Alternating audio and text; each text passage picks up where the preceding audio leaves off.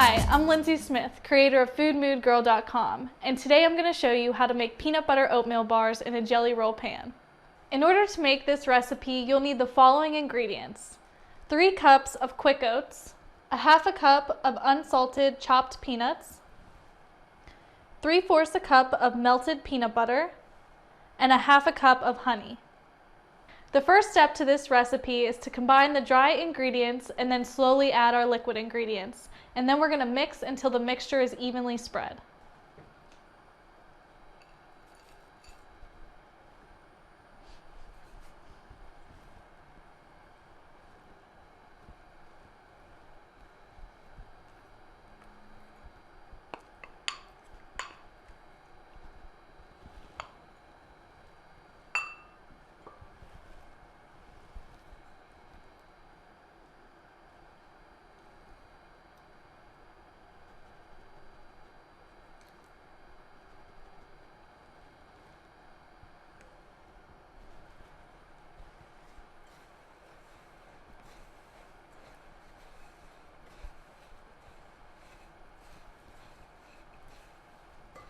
Your mixture should now be a dough-like substance, so we're going to take the mixture and put it into a jelly roll pan.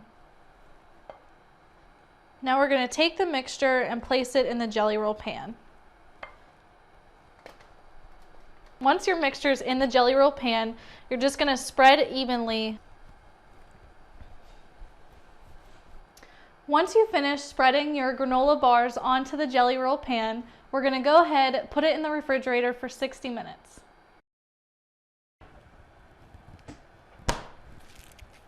Now that the granola bars are nice and firm, we're going to go ahead and cut them into squares so that you can enjoy.